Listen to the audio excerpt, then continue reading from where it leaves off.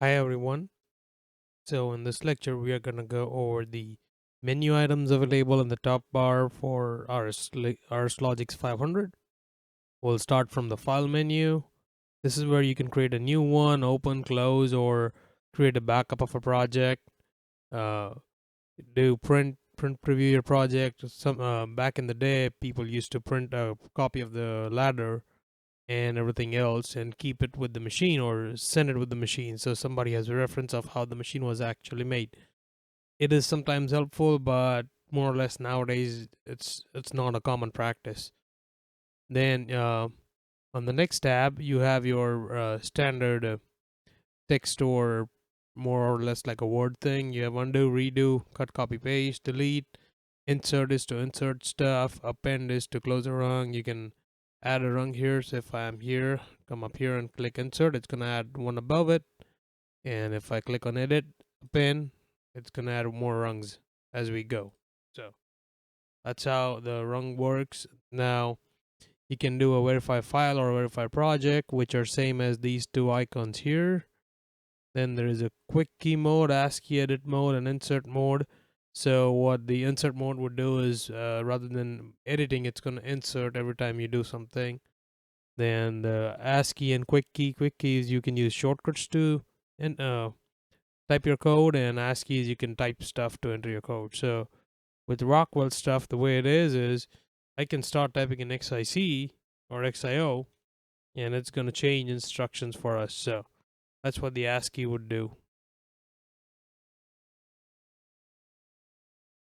Now you have revision notes. This is where you can add more, be more specific about the project. Every time somebody makes changes, you can make notes up here.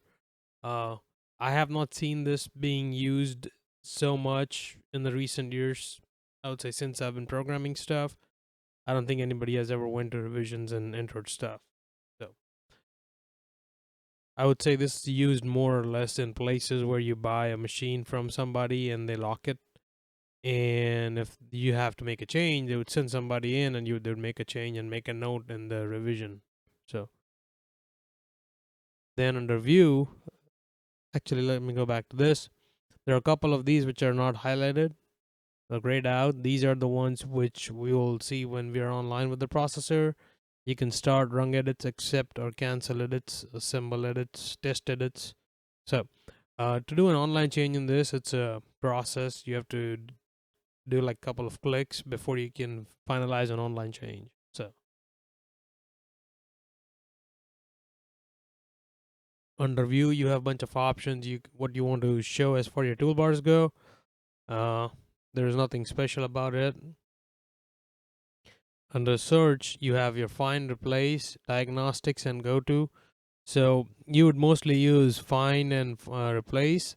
Replaces if you are trying. Let's say you have one station and you're trying to make it into a copy of another station. You can copy and paste it and do a find replace of your memory, and it would do that for you. So I'd say this is the most used option in the whole menu here, which is whenever you open up a project or somebody hands you a project, you want to go online with the processor, you click on go active, go online, you get a little window up here, and then you just say okay, and you can go online with the processor like that. Then you can do upload, download. There is a way you can change the mode of the processor from here, which is similar to this drop down menu here.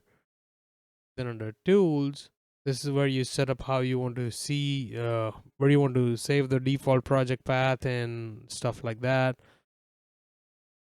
How many backup copies it's going to create every time you either close it or just do Control S, it creates a backup copy.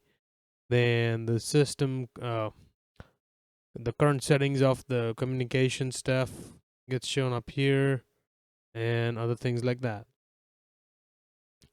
Then this is where you want to enable the cross reference while you're online or offline. So if you click somewhere, then you do right click and do a cross reference. That's when you can do a cross reference of the stuff. I usually leave these options at default, don't really need to change unless you really want to do something different. Window is how you want to arrange everything, and help is where you have some instruction help and go to the web and stuff like that. That's it for the menu options. On the next one, we'll cover this navigation bar. I couldn't find a name for it, but we'll cover this bar down here. All right, see you on the next lecture, guys.